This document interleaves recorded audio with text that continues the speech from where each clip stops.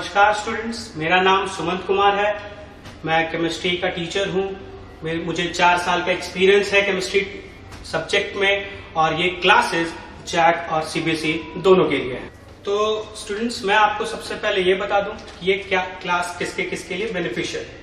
ये class JAC board, CBSE, जितने भी बच्चे अभी 10th अपियरिंग हैं, जो 10th एग्जाम देने वाले हैं, जो कि आपके 2 या 3 महीने के बाद से शुरू होने वाले हैं, उनके लिए बहुत बेनिफिशियल है।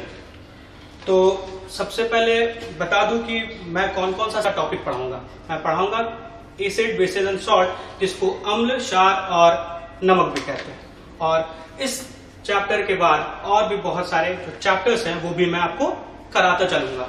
और ये बेसिकली फोकस्ड होगा पूरे क्रैश कोर्स के लिए। मतलब कि मैं पूरी कोशिश करूंगा अपने कि 90 मिनट में सारा एक जो चैप्टर होता है, 60 से 90 मिनट के बीच में जो सारा एक चैप्टर होता है वो कंप्लीट कर लूं।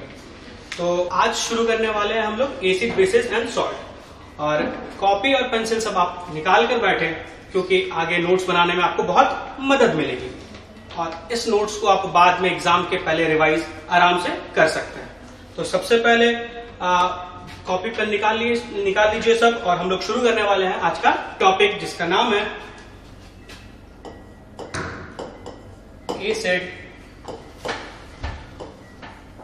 Basis and salt. आपको तकलीफ ना हो इसके लिए मैं आपको ये हिंदी में भी लिख देता हूं। इसको बोलते हैं अम्ल, क्षार और नमक। नमक खाने वाला नहीं, नमक बहुत सारे होते हैं, तो ध्यान से पढ़िएगा इन सब चीज। एक एक करके हम तीनों के बारे में पढ़ते चले जाएंगे।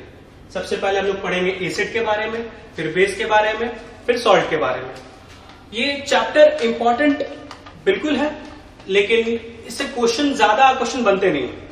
बनते हैं किनसे? केमिकल रिएक्शन से बनते हैं, कार्बन एंड इट्स कंपाउंड से बनते हैं। पर ये चैप्टर ऐसा नहीं है कि क्वेश्चन अगर ना आए तो आप इसे ना पढ़ें। ये चैप्टर इक्वली इंपॉर्टेंट है और आपको इक्वली ध्यान देना है। चलिए सबसे पहले हम लोग शुरू करते हैं एसिड के बारे में।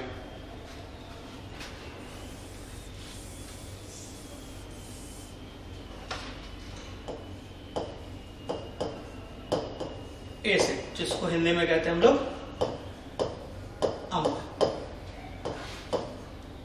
एसिड 2 प्रकार के होते हैं। एक होते हैं स्ट्रॉन्ग एसिड, एक होते हैं वीक एसिड।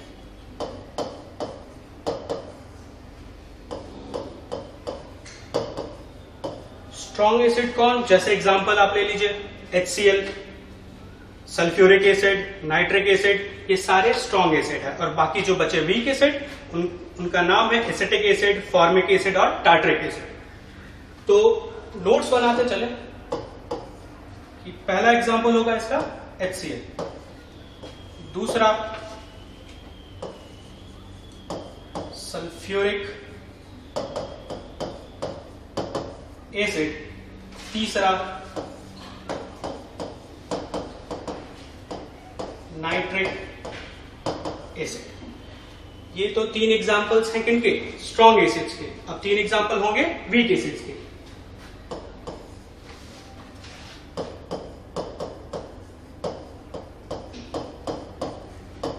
एसिटिक एसिड, दूसरा फॉर्मिक एसिड, तीसरा टार्ट्रिक एसिड।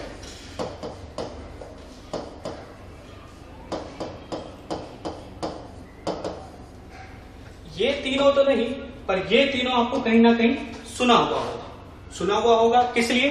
देखते हैं। एसिटिक एसिड को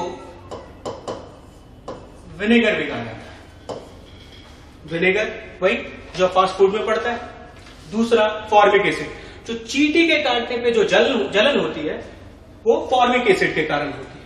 और तीसरा टार्ट्रिक एसिड, जो आप इमली खाते हैं, इमली में जो एसिड मौजूद होते हैं वो होते हैं tartaric acid. I hope students आपने लिख लिया होगा। तो हम इसे रब करते हैं और आगे की तरफ बढ़ते हैं। तो चलिए आगे पढ़ते हैं किसके बारे में? एसिड के बारे में। तो आगे क्या पढ़ेंगे हम लोग प्रॉपर्टीज ऑफ एसिड। कोई लोग प्रॉपर्टी कहते हैं, कुछ लोग कैरेक्टरिस्टिक कहते हैं, हम लोग दोनों पढ़ लेंगे। तो सबसे पहला प्रॉपर्टी ऑफ एसिड ये है, अम्ल का सबसे पहला प्रॉपर्टी ये है कि they are Sawar in test. वो स्वाद में खट्टे होते हैं। जैसे मैंने आपको पढ़ाया कि वीक एसिड के बारे में, acetic acid, formic acid, tartaric acid, strong acid के बारे में, HCl हो गया, सल्फ्यूरिक एसिड हो गए। ये सब सारे एसिड सारे टेस्ट में खट्टे होते हैं। मैं यहां पे हिंदी में भी लिख देता हूं, खट्टे होते हैं, पहला प्रॉपर्टी। दूसरा प्रॉपर्टी ये है,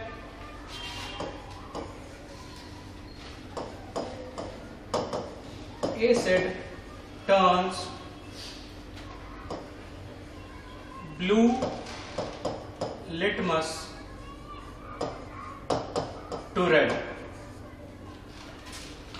एसिड क्या करता है, कोई भी एक ब्लू लिटमस को रेड में तब्दील कर देता है, कोई भी नीला लिटमस को लाल लिटमस में बदल देता है। तीसरा प्रॉपर्टी पढ़ेंगे, जितने भी एसिडिक सॉल्यूशन होते हैं, जितने भी, वो सारे इलेक्ट्रिसिटी कंडक्ट करते हैं। They all conduct electricity. Acidic solution सारे इलेक्ट्रिसिटी कंडक्ट करते हैं। जैसे किसी भी एसिडिक सॉल्यूशन में आप कोई भी बिजली पार करवाएं तो वो आराम से पार हो सकता है।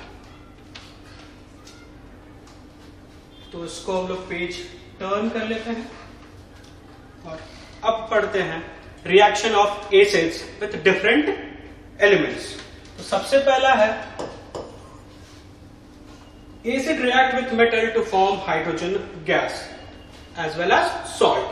सबसे पहला लिखते हैं, acid react with metals to form salt and hydrogen gas। Hydrogen gas. अगर अम्ल को मेटल के साथ रिएक्ट कराया जाए, मेटल के साथ प्रक्रिया कराया जाए, तो वो क्या बनेगा, सॉल्ट और हाइड्रोजन गैस के फॉर्म में वो सॉल्यूशन बनेगा। जैसे एक एग्जांपल बता देते हैं, ये अगर मेटल को एसिड के साथ रिएक्ट करा जाए तो जो फॉर्मेशन होता है वो होता है salt plus hydrogen gas, hydrogen gas का। अब इसको और अच्छे से समझने के लिए एक एग्जाम्पल लिया जाए। एग्जाम्पल वो जिसको सब समझ में। सबसे पहला एक एग्जाम्पल लेते हैं मेटल का, जिंक, जो कि सॉलिड में है। जिंक को अगर कोई भी एसिड, जैसे H2SO4 बहुत ही लोकप्रिय एसिड है, सब लोग जानते हैं इसके बारे में, अगर इनके साथ रिएक्ट कराया जाए तो क्या बनेगा, तो सीधा सा बात है कि ZnSO4 प्लस हाइड्रोजन गैस का फॉर्मेशन होगा। ये जिंक है, ये H2SO4, ये ZnSO4 और ये हाइड्रोजन गैस। ये है तुम आपका पहला एग्जाम्पल। आई होप आपने इस चीज को ढंग से समझ लिया होगा। आगे बढ़ते हैं हम लोग दूसरे एग्जाम्पल की तरफ चलते हैं। तो दूसरा एग्जाम्पल हम लोग ये लिखेंगे कि अगर एसिड को रिएक्ट करा जाए मेटल कार्बोनेट से, तो वो क्या फॉर्मेशन करेगा, वो करेगा कार्बन डाइऑक्साइड। तो देखते हैं, अगर acid react with metal carbonate with metal carbonate, then it gives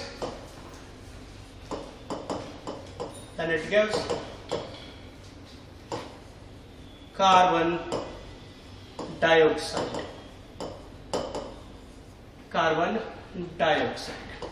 जिसको CO2 भी कहा जाता है।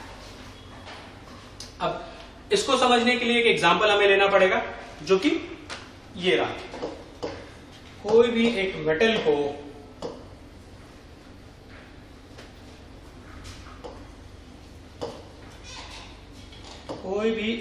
मेटल को एसिड के साथ रिएक्ट करवाएंगे तो salt plus carbon dioxide plus water का फॉर्मेशन होगा। It gives carbon dioxide and salt लिख लीजिए यहां पे।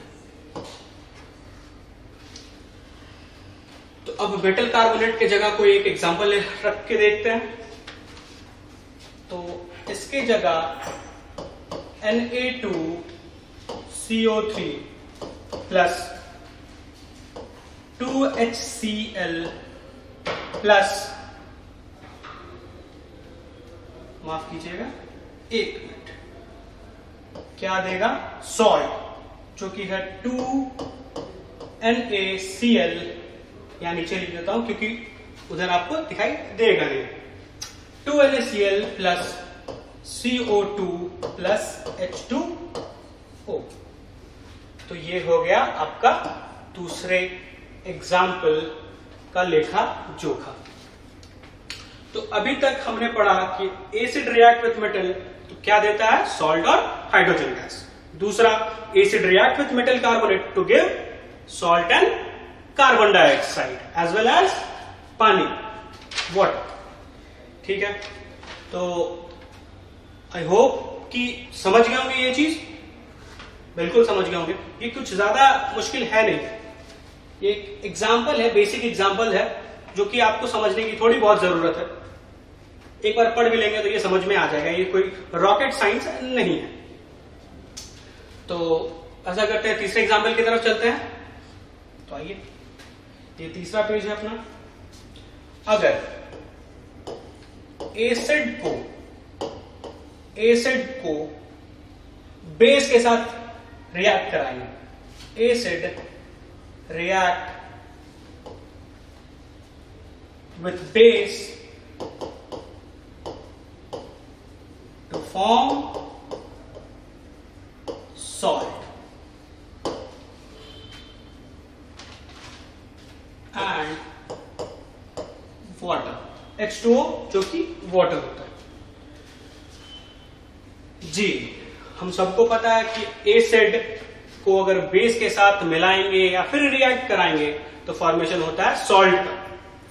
सॉल्ट मैंने पहले भी आपको कहा है, वो खाने वाला सॉल्ट है। सॉल्ट बहुत सारे होते हैं सॉल्ट, ठीक है। तो एक एग्जांपल देख लेते हैं, तो फिर इस चीज को ज्यादा बेहतर से हम समझ पाएंगे। एक एग्जांपल है कि अगर एसिड को बेस के साथ रिएक्ट करवाएं तो क्या देगा? सॉल्ट देगा और पानी भी साथ में, हाँ पानी भी देगा साथ। अब कोई भी एक मन में बेस का नाम सोचिए, कोई भी मन में एक एसिड का नाम सोचिए, देखिएगा उसका फाइनल प्रोडक्ट हमेशा सॉल्ट ही होगा। तो एक हम लोग एग्जांपल देख लेते हैं, जिससे हम लोग इस चीज को बेहतर तरीके से समझ पाएंगे। तो एसिड का कोई भी एक एग्जांपल ले लीजिए अपने मन में। मैं लेता हूं, एक मिनट, मैं लेता हूं HCl।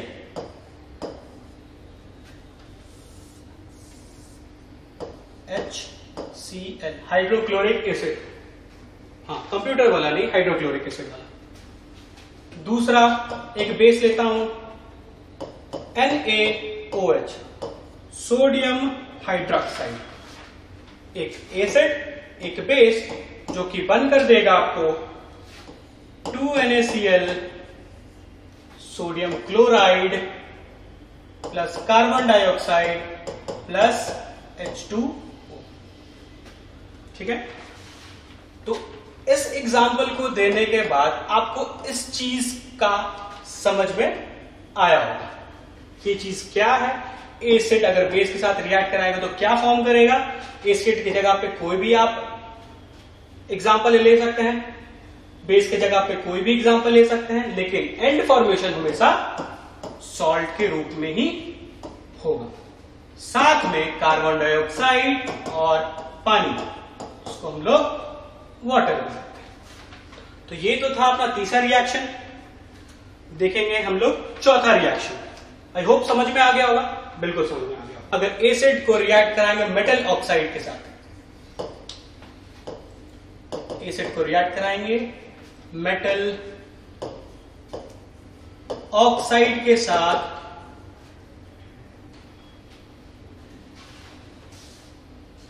तो यहां भी to form salt and water, salt and water. तो इसको भी समझने के लिए एक एग्जांपल लेंगे हम लोग। एग्जाम्पल से, क्योंकि एक साइंटिफिक रिसर्च है कि इंसान एग्जाम्पल से कोई भी चीज बहुत अच्छे तरीके से समझ सकता है, और केमिस्ट्री तो है ही एग्जाम्पल के लिए। इसमें सब कुछ समझाने के लिए हर एक एग्जाम्पल है। और ये आपका क्रैश कोर्स है, तो ये मत समझिएगा कि एग्जाम्पल कम मिलेंगे आपको। हर एक प्रॉपर्टी के, हर एक रिएक्शन के हर एक एग्जाम्पल आपको मिलते रहेंगे। मेरा मानना तो यहां है कि इस क्लास को करने के बाद आपको एसिड, बेसिस और सॉल्ट, ये जो चैप्टर है और जो मैं और चैप्टर्स पढ़ाऊंगा, कहीं और से करने की जरूरत होगी भी नहीं, क्योंकि ये JAC board as well as CBSE, ये दोनों के लिए हेल्पफुल है। इससे ज्यादा कुछ आएगा नहीं और इससे ज्यादा आपको कुछ जानने की जरूरत है भी नहीं। सिर्फ आप मेरा साथ देते रहें, नोट्स बनाते चलते रहें और रिवाइज करते चलें। आपको ये चैप्टर, मुझे नहीं लगता कि आपको इस चैप्टर में कोई भी प्रॉब्लम होगी। तो आइए इसको पहले कंप्लीट कर लेते हैं। तो कोई भी एक एग्जांपल लेने से पहले उसका हम लोग फॉर्मेशन देख लेते हैं। मेटल ऑक्साइड को अगर रिएक्ट करवाएंगे किससे, एसिड से, एसिड से क्या फॉर्म करेगा, सॉल्ट एंड वाटर। अच्छा, ये एसिड बाद में हो गया, ये मेटल ऑक्साइड पहले हो गया, इससे कोई फर्क पड़ता नहीं है कि इधर भी हो सकता है, ये इधर भी हो सकता है, इससे कोई दिक्कत है नहीं। तो मेटल ऑक्साइड का कोई एक एग्जांपल लीजिए, जैसे मैंने लिया CuO, कॉपर ऑक्साइड। एक एसिड का लिया HCl, तो क्या बनेगा, ये बनेगा NaCl plus H2O plus H2O। NaCl वही होता है जिसे हम टेबल सॉल्ट कहते हैं, जो आमतौर पर हम लोग खाने में इस्तेमाल करते हैं। तो मुझे तो लगता है कि आपको समझ में आ चुका होगा ये सारा चीज। तो ऐसा करते हैं हम लोग, अब आगे की तरफ बढ़ते हैं। कुछ इंपॉर्टेंट पॉइंट्स हैं जो कि आपको जानने बहुत जरूरी है, और साथ साथ नोट्स बनाते भी चले, ताकि रिवीजन के एग्जाम से पहले रिवीजन के लिए आपको प्रॉपर नोट्स मिल सके। एक पॉइंट से बहुत इंपॉर्टेंट पॉइंट है, इसको लिख लीजिएगा। Acid have corrosive in nature। corrosive का मतलब जंग लगा देने वाला। इसलिए ध्यान होगा कि केमिस्ट्री लैब में कभी भी एसिड किसी लोहे या किसी मेटल के बर्तन में नहीं रखा जाता, वो किसी शीशे के बर्तन में ही रखा जाता है। क्यों? क्योंकि मेटल या फिर लोहे के बर्तन में उसे रखना मतलब वो धीरे धीरे खुद उस चीज को गला देगा या फिर कोरोड कर देगा, जंग लगवा देगा। इसलिए केमिस्ट्री लैब में, केमिकल लैब में इस चीज को, एसिड को हमेशा ग्लास कंटेनर्स में रखा जाता है। अब अगर एसिड को, ये भी बहुत इंपॉर्टेंट पॉइंट है कि N acid gives H+ ions H plus ions on dissolving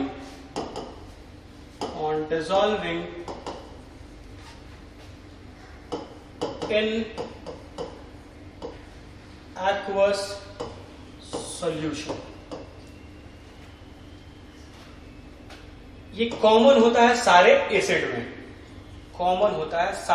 में, जितने भी एसिड मौजूद है यूनिवर्स में, ये सब में कॉमन होता है कि एक्वस सॉल्यूशन में डुबाने से वो क्या प्रोड्यूस करते हैं, H प्लस आयंस, और बेस के साथ है OH minus ions.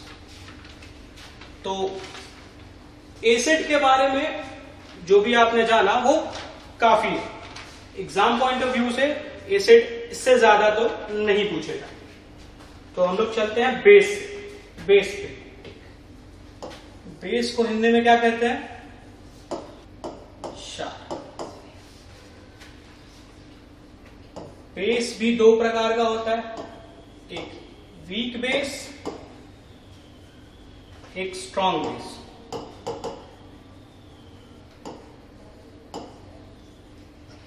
Weak base, एक स्ट्रॉन्ग बेस। तो वीक बेस में क्या होता है,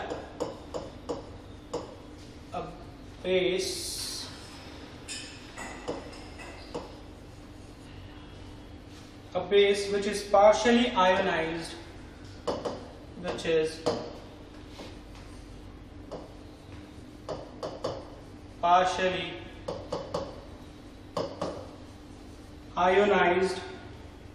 in water,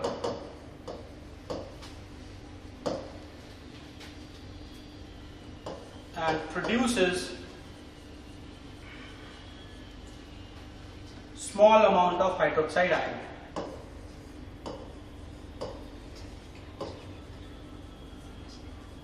Small amount of hydroxide ions। तो इसको कॉपी कर लीजिएगा। अब बताते हैं स्ट्रॉन्ग बेस के बारे में। ये ठीक इसका उल्टा होता है, कंप्लीटली डिफरेंट होता है। It is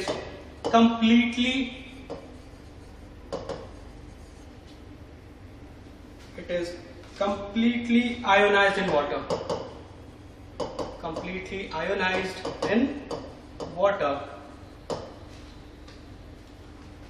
to give large amount of hydroxide ions। तो ये तो हो गया बेस के बाद। अब बेस की कुछ प्रॉपर्टीज जान लेते हैं इसके बाद। तो बेस का प्रॉपर्टीज, जैसे एसिड के बारे में हम लोगों ने पढ़ा कि एसिड है सावर इन टेस्ट, वैसे ही बेस होता है bitter in taste. They are bitter in taste। दूसरा, they also conduct electricity,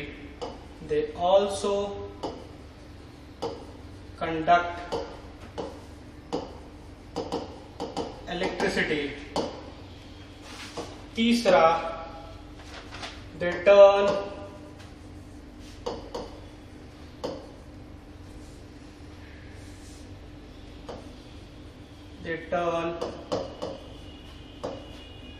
red litmus to blue। एक और पॉइंट लिख लीजिए, they are chemically opposite of acid। जो भी एसिड का केमिकल रिएक्शंस होते हैं, केमिकली प्रॉपर्टीज होते हैं, केमिकल प्रॉपर्टीज जो भी है उसका ठीक उल्टा होता है। तो प्रॉपर्टीज तो समझ गया, 4 पॉइंट्स हैं, ये चारों इंपॉर्टेंट पॉइंट्स हैं। ये बेसिक फीचर बताते हैं किनके बारे में, बेस के बारे में। अब कुछ ऐसे बेस भी हैं, एक जो a base which is soluble in water is known as alkalis. Is known as alkalis. जैसे एग्जाम्पल लिख लें NaOH, जिनको कहते हैं हम लोग सोडियम हाइड्रो ऑक्साइड. ऑक्साइड क्यों? क्योंकि सिर्फ एक ऑक्सीजन है. दूसरा एग्जांपल लिख लीजिए KOH, पोटेशियम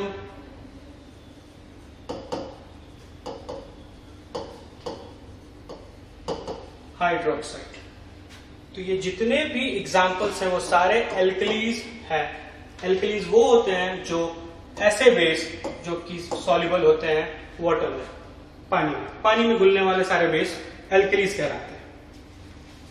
अब जैसे एसिड को हमने रिएक्ट करवाया था, वैसे ही बेस को रिएक्ट करवाते हैं. तो सबसे पहला बेस को अगर रिएक्ट करवाएंगे, बेस रिएक्ट विथ मेटल्स, किसी भी बेस को मेटल के साथ अगर रिएक्ट करवाएंगे तो क्या फॉर्म करेगा? To form hydrogen gas.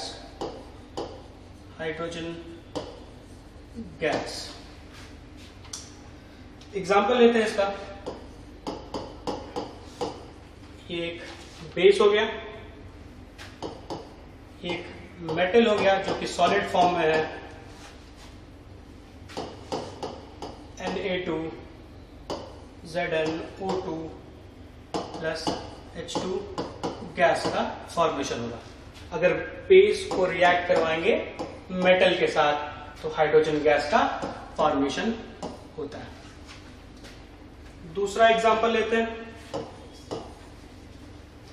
Bases react with acid to form salt and water. यहां भी सेम कंडीशन है जैसी एसिड की. यहां भी अगर बेस को रिएक्ट करवाएंगे एसिड के साथ तो क्या फॉर्मेशन होगा? बिल्कुल सॉल्ट और पानी का. यहां भी एक एग्जांपल से समझते हैं. ये एक बेस हो गया, एसिड के साथ रिएक्ट करवाएंगे तो क्या फॉर्मेशन होगा? एक सॉल्ट का, Na2SO4 प्लस H2H2O. तो ये दूसरा रिएक्शन, ये पहला रिएक्शन, ये दूसरा रिएक्शन. एक और रिएक्शन है जो कि बहुत इंपॉर्टेंट है क्योंकि ये एग्जाम में पूछा जा चुका है. थर्ड एग्जांपल को थोड़ा ध्यान से देखेंगे. अगर बेस को नॉन मेटल के साथ अगर रिएक्ट करवाएंगे, base react with non metal